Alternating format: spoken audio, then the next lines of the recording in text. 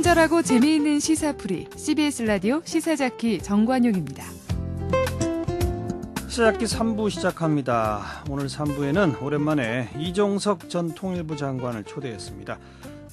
노무현 전 대통령 인수위 시절부터 시작해서 또 국가안보회의의 사무차장 또 통일부 장관, 그래서 이 통일 외교 안보 분야에서는 노무현 전 대통령과 한 몸이라는 평가를 받는 분이죠.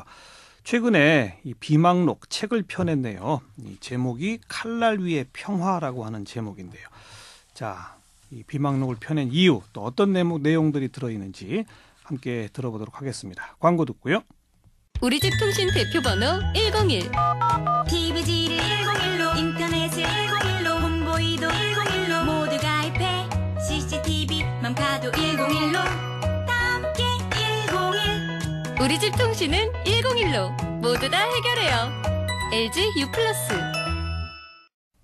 칼날 위의 평화라는 제목의 이 노무현 전 대통령 시대 통일 외교 안보 분야의 비망록을 펴내신 이종석 전 통일부 장관 나오셨습니다. 어서 오십시오. 예, 안녕하십니까. 네, 책이 아주 방대하네요. 예, 아무래도 뭐 비망록이니까. 그러니까. 예, 방대하지만 그렇게 어렵지 않습니다. 네, 그러니까 그 4년 동안 계셨죠? 네, 그렇습니다. 그 인수위부터 시작해서 4년입니까? 예, 대통령 당선된 그 직후에 북한 핵 문제가 워낙 그 당시에 아주 크게 이슈가 됐고 문제가 되지 않았습니까? 그래서 대통령 당선자가 12월 24일 날, 2002년 12월 24일이죠. 크리스마스 이브 때. 인수위가 구성되기 전에 저하고 이제 몇 사람들을 불러서 그 북한 핵 문제를 꼭 풀어야겠다. 좀 맡으라. 해가지고 이제 몇 분, 5분이 그때 모였는데, 그 저하고 윤영관 전 외교부 장관이시죠. 서울대 교수였고, 서동만 박사님, 그다음에 서주석. 서동만 박사는 안기부 국정원 기획조정실장을 했고, 그다음에 뒤에 이제 NSC 전략기획실장을 하고 또 외교안보 수석을 하는 그 서주석 박사. 그다음에 연세대학의 이제 아주 유명한 이론가죠. 그 문정인 선생. 이 5명을 불러서 북한 핵 문제를 해결할 수 있는 방안을 모색해라. 그래서 북핵 TF라는 걸 만들었어요. 그때 시작해서 그래서 2006년 12월 달에 통일부 장관을 그만둘 때까지 만 4년간 있었습니다. 그 4년의 기록들을 쭉 정리하신? 네, 아무래도 사실은 저는 이제 특히 제가 있었던 시기에 만 3년은 NSC 차장으로 있었는데 그때 제가 사실 이제 NSC를 실질적으로 이제 책임을 질 때였습니다. 그렇죠. 그때 그러다 보니까 대통령님의 이제 뭐 지시나 정책 구상, 지시를 받아서 집행하거나 아니면 전달하거나 정책 구상을 이렇게 만들어서 이렇게 보좌하거나 이런 거기 때문에 대통령께서 회고록을 쓰시면은 제가 이런 걸 쓸 필요가 없는 거죠. 맞아요. 왜냐하면 대통령 회고록이 나온 다음에 그다음에 내가 뭐 이게 쓸 게 있다고 있나 없나 봐서 혹시 비어 있는 게 있으면 좀 채우고 이른바 푸트노트를 다는 정도로 하는 건데 이제 대통령께서 2009년 5월에 불의에 서거하시는 바람에 당신의 회고록을 남길 수가 없게 돼서 그래서 이제 아무래도 또 가장 격동적인 시기가 참여정부 출범부터 그 전반기 3, 4년이었기 때문에 알겠어요. 그래서 제가 이 책을 비망록을 쓰게 됐습니다. 그러니까 이종석 전 장관이 쓰긴 썼지만 사실상은 노무현 전 대통령의 회고록의 성격도 갖고 있다. 뭐 제가 좀 감히 그렇게 말씀드리기가 쉽지는 않지만 대통령의 시각에서 대통령의 생각에서 제가 이제 그 말씀을 듣고 있고 그랬으니까 쓰고자 이렇게 노력을 했습니다. 저도 본문을 좀 봤는데 대통령이 직접 하신 얘기들도 많이 거의 인용을 했더라고요. 그렇습니다. 대통령께서 하신 뭐 말씀 내용이 곳곳에 다 상당히 많이 인용돼 있습니다. 그런데 하필 이 시점에 펴내신 건 무슨 뭐 의도가 있습니까? 아니면 준비하다 보니 이렇게 시간이 걸린 겁니까? 어떻게 된 겁니까? 특별한 의도가 있는 건 아니었는데요. 2009년 이제 5월에 서거하시면서 아무래도 비망록을 내겠다고 생각을 했는데 그동안에 이제 준비를 하는데 여러 가지 기억을 살리고 자료를 모으는 데 시간이 걸렸고 또 사람이라는 게 게을리기도 하고 다른 일이 있다 보니까 차일필 미뤄져서 이제 5주기를 넘기면 안 되겠다는 생각을 작년 초에 했습니다. 그래서 이제 아예 그냥 한 4-5달 동안은 모든 걸 전폐하고 이제 모아놓은 자료를 갖고 해서 5주기에 맞춰서 꼭 맞춘 건 아니었습니다. 왜냐하면은 5월 달에 2억 맞추려면 4월 달에 냈을 텐데 넘어가면 안 되겠다는 생각을 했습니다. 제목을 칼날 위에 평화라고 붙이셨네요. 이건 누가 정한 제목입니까? 사실 저는 뭐 다들 아신 것처럼 참여정부 때의 어떤 그 통일외교안보의 가치라면 저희가 평화번영과 국가안보라는 이제 전략서를 대중용으로 내서 국민들에게도 이제 보고를 했는데요. 예, 예. 거기 보면 전략 기조를 4개를 잡았었습니다. 그래서 평화번영 정책의 추진, 평화죠. 예. 그다음에 이제 협력적 자주국방, 자주국방입니다. 그다음에 균형적 실용외교, 균형외교. 또 하나는 이제 포괄안보. 뭐냐면은 현대안보라는 게 우리가 세월호에서도 봤습니다만은 또 뭐 어떤 테러라든가 또는 이제 경제에서 전산망이 망가져도 예, 안보 위협이 있지 않습니까? 그래서 예. 안보를 확장시키는 이 4가지를 잡았는데 예. 이 4가지 중에 다 중요하지만 대통령께서는 평화를 가장 이제 중시하셨고 이 평화를 달성하기 위해서 자주와 균형을 추구했는데 그래서 이제 제목을 뭘로 잡을까 하는데 평화라는 말이 너무나 이제 한편으로 많이 사용됐지 않습니까? 예. 그래서 저는 그냥 뭐 자주와 균형을 향하여 이런 그랬더니 주변 사람들 젊은 사람들이 너무 진부하다. 예. 근데 출판사에서 칼날 위의 평화라고 하면 어떻게 했느냐. 역시 출판사다운. 예. 제가 그런데 깜짝 놀랐어요. 왜냐하면 평화라는 말하고 칼날이라는 말은 2개가 이미지가 굉장히 대조적인데 사실은 그 말을 듣는 순간 이거구나 하는 생각이 들었어요. 왜냐하면 저희가 정말 이 한반도에서 평화를 만든다는 게 너무너무나도 어려웠고 그다음에 아주 위태로운 평화였고 또 우리는 또 칼날 같은 위에 서가지고 진짜 평화를 만들기 시작했고 한편으로 평화를 만들어 놔도 평화의 당사자가 뭐 남북한이나 또는 미국과 북한이 이렇지 않습니까? 예. 그러니까 서로 불신하는 상대끼리 거기에 기대서 평화가 있으니까 또 깨지기 쉽고 그러다 보니까 역시 평화를 지향하고 평화를 열망했지만 그 평화는 칼날 위의 평화였다. 네. 다만 그런 칼날 위의 평화라도 전력을 다해서 만들어 놔야지 그 위에서 이제 정말 칼등 위의 평화를 만들어내고 궁극적으로는 반석의 평화를 갈 수 있지 않는가. 이제 그런 것. 알겠습니다. 예, 또 노 대통령이 가장 열망하셨던 것 이런 걸 이제 담아서 그렇게 제목을 잡았습니다. 그리고 이 협력적 자주국방, 균형적 실용외교, 네. 자주국방과 균형외교 둘 다가 사실 좌우파로부터 협공을 당한 것들 아닙니까? 네, 그게 이제 제가 여기서 이 책을 내게 된 이유 중에 하나가 노무현 대통령과 참여정부가 그 당시에 추구했던 통일외교안보에서의 가치라는 게 네. 어떤 뭐 진보나 보수라는 그런 이념의 문제가 아니었다. 그 이전에 우리 공동체 가지고 있던 어떤 뭐 가치랄까 공동선을 추구했다. 무슨 얘기냐면 자주라든가 평화라든가 균형이라는 말이 이게 뭐 어디 보수 진보의 문제입니까? 그야말로 이 분단된 그 적대적 대결 상태에서 살아온 우리 민족, 우리 국가가 평화를 열망하는 건 당연한 것이고, 그 다음에 우리가 말로는 다 맞는 말씀인데, 하지만 너무나 오랫동안 한미동맹 위주로만 생각해 오셨던 분들은 자주국방, 균형외교 이걸 다 싫어했었고, 그렇습니다. 또 반대로 정말 이제 뭐 미국에 대해서 우리가 할 말 다 해야 된다라고 외치던 분들은 말만 자주국방 균형외교지 사실은 미국 말만 들은 거 아니냐라고 또 비판하고. 그렇습니다. 예. 그런 의미에서 양쪽 비판의 칼날 위에선 평화일 수도 맞습니다. 있어요. 예. 그러나 그걸 추구해야죠. 예.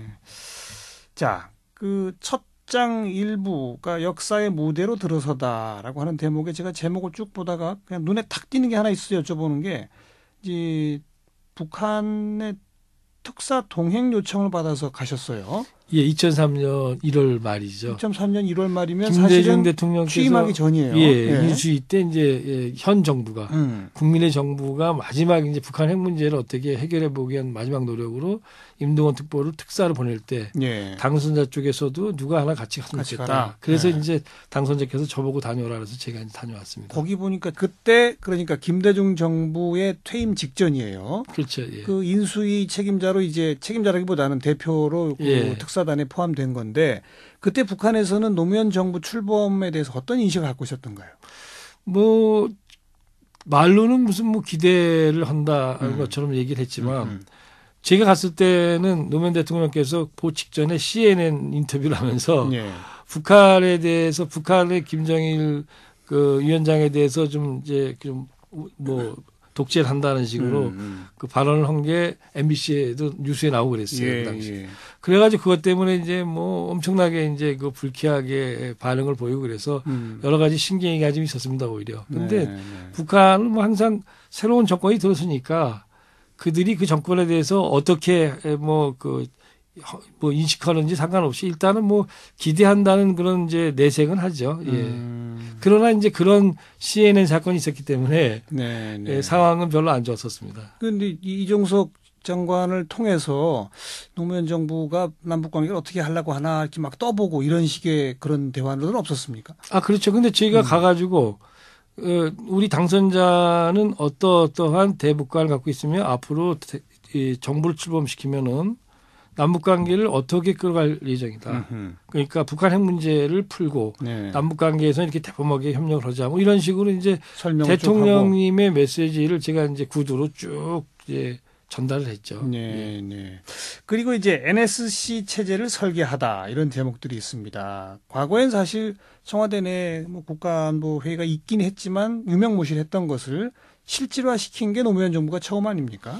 네, 그렇게 봐야죠. 그 아이디어가 우리 이종석 전 장관한테서 나온 건가요? 아니면 노무현 전 대통령의 지시인가요?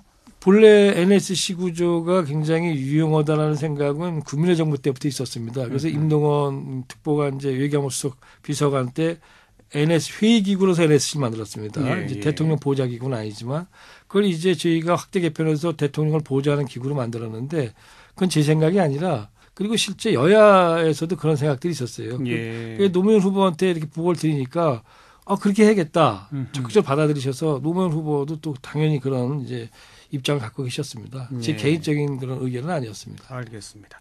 자, 그리고 아까도 설명했던 이 자주국방 균형 외교 이 두 가지 문제에서 아주 구체적으로 충돌이랄까 논란이랄까 이런 게 극심하게 벌어졌던 게 사실은 자이툰 부대 이라크 파병 문제 요거 하나였었고 네. 한미 간에는 이 주한미군의 이른바 전략적 유연성 문제하고 이 작게 5029 네. 그걸 둘러싼 갈등 이런 네. 대목들을 지금 이 책에서 주로 다루셨는데 예. 먼저 이제 많은 분들이 아시는 게 이 이라크 파병 문제니까 이라크 파병 때문에 무슨 자주국방 균형 외교냐 친미다 이런 비판을 많이 받았잖아요. 네. 그래 그 비하인드 스토리랄까 간단히 말하면 뭐가 되겠습니까? 뭐 그거는 이제 그런 거 우리가 추구하고자 한 것이 자주 하나만 있던 게 아니었지 않습니까? 예. 더 본질적인 거 하나가 평화 아니었습니까? 평화 번영이죠. 예. 평화가 있는데 중요한 거는 북한 핵 문제가 단순히 있는 것이 아니고 부시 행정부가 북한에 대해서 이란, 이라크와 함께 악의 축이라고 이제 규정을 했잖아요. 예, 예. 그리고 북한 핵 문제가 이제 다시 한번 재발했잖아요. 그 상태에서 그 2003년 3월 달에는 부시 행정부가 이라크를 공격했잖아요. 네, 네. 대량 살상 무기가 있을 거다라고. 그렇죠, 근데 없었잖아요. 그렇죠. 근데 북한은 이라크보다도 훨씬 더 미국한테 명분을 주기 용이한 그러니까 그렇죠. 쉽게 말하면 뭐 더 미국하고 각을 세우고 있고 그다음에 더 많은 협의를 갖고 있는 나라잖아요. 네, 예. 그리고 미국은 북한에 대해서 군사적 제재에 대한 가능성을 이 배제하지 않는다. 그래서 뭐 모든 옵션은 모든 선택지는 테이블 위에 올려져 있다. 뭐 이런 이제 항상 용어를 사용했잖아요. 그래서 평화가 위협받고 있었죠. 그렇죠. 네. 거기서 이제 대통령이 아마 기억들 하실 수 있을 겁니다. 2003년 3월에 사실 그때는 미국의 이 부시 행정부 네오콘의 패권주의가 워낙 강했어요. 그리고 그때는 막 이제 그 9.12 테러 때문에 또 이제 미국이 더 그렇게 화가 나 있었고. 예, 예. 그때 이제 그러나 한반도에서 군사적 제재는 안 된다. 전쟁으로 가니까. 이걸 대통령이 아주 그냥 노골적으로 말하고 나섰죠. 왜냐하면 미국이 그런 선택지는 선택하면 안 된다는 생각에서. 예, 예. 다른 나라의 어떤 지도자는 그렇게 못했죠. 예. 그러니까 일단 평화가 엄청 중요하니까. 그래서 이제 미국이 결국은 군사적 제재 얘기는 이제 쑥 들어가기 시작했습니다. 아. 그러나 그렇게 미국한테 그러니까 우리가 이라크에 파병까지 하면서 미국을 도와주니 예. 군사 제재 같은 얘기는 하지 말고 북핵 문제 해결에 나서라 뭐 이런 거란 말이군요. 이제 그 와중에 그렇게 하고 나니까 우리 대통령도 미국에 대해서 뭔가 우리가 들어줘야 되고 어. 또 한편으로 한반도에서 핵 문제가 전쟁으로 가는 걸 막기 위해서 또 새로 전기를 마련하기 위해서는 우리도 뭔가를 해줘야 되지 않습니까? 네, 그러다 보니까 네. 사실은 우리의 자주적 결정으로서 한다면은 이라크 파병 우리가 좀 미국한테 좀 설명하고 사정 얘기하고 안 할 수도 있죠. 그러나 알겠습니다. 예, 그게 좀 어려웠던 거죠. 대통령은 자기 이념을 따른 게 아니라 통치자로서 국민 평화를 지키기 위해. 국익이 뭐냐 그걸 생각했던 거죠. 평화 쪽으로 미국의 방향을 확실히 잡아내는 어떤 설득용으로 네. 파병이 필요했다. 간단히 말하면. 그러니까 이라크 파병이 북한 핵 문제를 해결하는 과정 속에서 연결돼 있었기 때문에 예, 이라크 예. 파병 하나만을 갖고 우리가 독자적으로 결정하기가 어려웠다. 이렇게 말씀드릴 수 있겠습니다. 그리고 그 작전계획 5029 이거 이제 북한의 무슨 유사시 급변 사태 같은 게 있을 때 어떻게 하느냐 뭐 이런 거 아닙니까? 그걸 가지고 한미 간의 협상도 막 하고 그랬는데 뭐 요번에 그동안 공개되지 않았던 사실을 몇 가지 공개하신 것 가운데 하나가 그게 그 신동아인가에 보도가 됐단 말이에요. 근데 마치 한국에서 그걸 언론에 흘린 것처럼 미국이 막 우리를 공격했었잖아요. 근데 정작 흘린 게 미국 쪽이라고요? 그러니까 그 사실은 작계 5029니 뭐 이제 작계로 가면 안 되고 개념 계획이라는 걸로 끝이 나는데 우리는 작전 계획으로 가면 안 되는 거죠. 왜냐하면 북한의 급변 사태라는 것 자체가 그건 전쟁이 아니기 때문에 대한민국 정부가 주도해야 되니까. 근데 그런 거가 이제 언론에 다 흘러나갔잖아요. 그거는 흘러나가면 안 되는 거죠. 아주 극비 사항인데. 그래서 그냥 미국이 우리한테 한국 정부가 이거 왜 흘렸나 이거 막 정말 아주 막 그 다그쳤죠. 그러니까요. 그래서 제가 참 몇 번을 도대체 우리는 나갈 데가 없는데 그래서 하다가 마지막 사실 여러 번 이제 그 기자한테 물어봤어요. 그걸 누추론 기자 신도아 기자한테 그분도 뭐 아주 전문적인 훌륭한 분입니다. 그런데 그때 이제 얘기를 하더라고요. 사실은 미국 사람한테 받았다. 그런데 그래서 어떻게 그렇게 됐냐 그랬더니 차장님을 좀 곤란하게 해서 이제 그 해석입니다. 그렇게 해서 이 5029 협상을 좀 유리하게 하려고 했던 거 아닌가. 미국 쪽에 유리하게. 미국 쪽에서. 왜냐하면 우리가 누출한 게 되면은 우리 쪽에 누출한 게 되면은 곤란해지지 않습니까? 그렇죠. 사실 제가 그것 때문에 워싱턴 가서 미국 관리들도 만나서 또 해명하고 굉장히 어려웠거든요. 그리고 아까도 나왔던 그 NSC 거기서 이 재난에 대한 컨트롤 타워 역할을 하느냐 마느냐 이번 세월호 이후에 논란이 됐고 결국 뭐 NSC는 그거 맞는데 아니다라고 말했던 안보실장은 이제 경질이 됐지 않습니까? 이거에 대해서 어떻게 생각하세요? 저희가 그 처음에 이제 인수위 때 2003년 초에 그 이 재난관리 문제를 이제 다루는데 청와대 NSC 위관센터가 이거를 컨트롤 타워를 할 거냐 말 거냐 갖고 논란이 있었어요. 그 당시에 이제 많은 사람들이 청와대에서 이걸 맡으면은 대통령한테 이게 부담이 너무 많이 된다. 재난이 벌어졌을 때 반대를 많이 했어요. 근데 노무현 그 당시 당선자죠. 딱 한마디로 정리를 하시더라고요. 어떤 대형 사고가 나면은 특히 대형 사고가 나면은 국민은 대통령한테 책임을 물을 수밖에 없는 거다. 그렇죠. 그러니까 대통령실에서 책임 있게 이거를 컨트롤 타워 해야 된다. 컨트롤 타워 한다 해가지고 다 하는 게 아니고 책임 부서가 있잖아요. 그 책임 부서랑 같이 해가지고 잘 안 되는 걸 도와주고 체크를 해주는 게 컨트롤 타워 아닙니까? 위에서 해야 된다. 그래서 대통령이 그냥 한마디로 정리가 된 거죠. 근데 저는 지금 생각해도 그게 맞다고 봅니다. 청와대가 다 한다는 게 아니고 핵심적으로 안 되는 걸 갖다가 조정해주고 지원해 주는 것. 그렇죠. 근데 항상 실시간으로 같이 보면서 통제해 주는 거지. 뭐 어떤 이번 세월호 사태에서는 청와대가 그런 역할을 안 한 것 같죠? 그건 제가 잘 모르겠는데 언론이 그렇게 얘기하고 그건 뭐 정 교수님이 더 잘 아시는 거 아닙니까? 지금 국가안전처를 신설하는데 이걸 총리실에 두느냐 뭐 청와대에 두느냐도 논란인데 이정석 전 장관 보시기에는 그럼 청와대에 있는 게 맞습니까? 국가안전처 자체가 문제가 되는 게 아닙니다. 국가안전처는 총리실에 있을 수 있죠. 그러나 문제는 대통령과 그 국가안전처 사이를 매개하는. 알겠습니다. 국가안전처가 어떻게 모든 걸 다 통과했습니까? 대통령 시각에서 안 되지 않습니까? 대통령 비서가 해야 되죠. 그거는. 그런 의미에서 청와대는 총괄 컨트롤 타워. 그렇죠. 재난 모든 집행을 다 하는 게 아니고 그러니까 조정하고. 거기서 말하는 컨트롤은 지휘 통제라기보다는 지원. 지원하면서 문제가 되면 즉각 들어가서 지휘할 수도 있지만 상황을 이제 잘 되게 해준다는 거죠. 자, 4년의 기록을 방대하게 묶어내셨는데 스스로 돌아볼 때 가장 아쉬운 건 뭡니까? 그 4년의 동안. 글쎄요. 국민들께서 아까도 말씀드린 저희들이 했던 일들에 대해서 특히 이제 그 당시에는 많은 통일의 견보사는 보안이 유지됩니다. 그러다 보니까 정말 오해가 되거나 한국 정부가 무능력하다든가 또는 이 반미라든가 이런 식으로 아주 곡해되는 것들에 대해서 진상을 있는 대로 밝히기 어려웠던 거죠. 그것이 보안이 이제 생명인 것이 또 이제 통일의 견보에 그거다 보니까 그래서 그런 것들 즉 국민들께 제대로 인식이 안 되면서 노무현 대통령이 추구했던 가치가 평화, 자주, 균형, 포괄안보라는 가치가 제대로 빛을 발휘하지 못했던 거 또 그런 것들을 제가 모시고 보좌했던 참모로서 거기에 다 하지 그렇게 못된 거는 다 제 책임이 큰 거 아니겠습니까? 네. 그런 점에서 아쉬움이 큽니다. 그 평화와 자주 균형이라고 하는 게 지금 이 시점에서 네. 조금씩 좋아지고 있습니까? 퇴행하고 있습니까? 어떻게 보세요? 그 박근혜 대통령이 후보 시절에 균형 외교라는 걸 공약을 했었습니다. 그러니까 지금 상황에서 가야 할 길은 그거라는 공감대는 전에보다 넓어졌는데 현실은 과거보다 더 좋아졌다라는 증거들이 나타나고 있지 않다 이렇게 말씀드릴 수 있겠습니다. 왜 그럴까요? 그 이유는?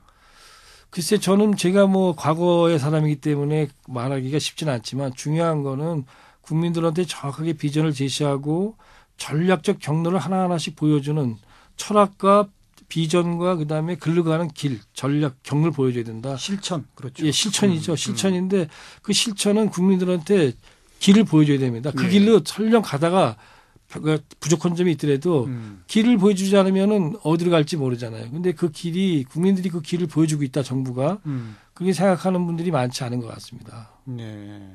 통일 대박까지는 좋은데 어떻게 통일로 갈 것인가가 그러니까. 중요하죠. 대박이라는 것, 통일 대박이라는 게 엘도라도처럼 그냥 어디 가서 티켓 버스 타고 가면은 내리면 있는 곳이 아니잖아요. 그걸 만들어 가야 되는데 how to 네. 어떻게 할 것인가를 말하지 않는다면 그거는 구체적인 게 아직 나오고 있지 않다.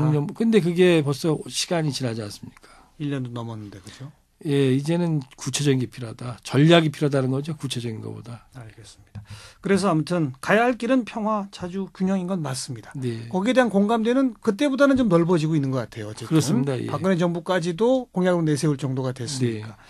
제대로 한 걸음 한 걸음 가기를 기대하겠습니다. 또 이분들이 이 칼날 위의 평화를 보시면서 많은 도움을 좀 얻기를 바라고요. 현 예, 정부에서도. 저도 그런 걸 바라고 사실은 이제 여러 가지 반성적인 얘기나 필요한 교훈적인 것들을 좀 쓰려고 했습니다. 노무현 전 대통령 4년 통일 외교 안보 비망록 칼날 위의 평화를 펴내신 이종석 전 장관 오늘 함께 만났습니다. 나와주셔서 고맙습니다. 예, 고맙습니다. 네, 시사잡기 오늘 여기까지입니다. 내일 다시 뵙죠. 안녕히 계세요.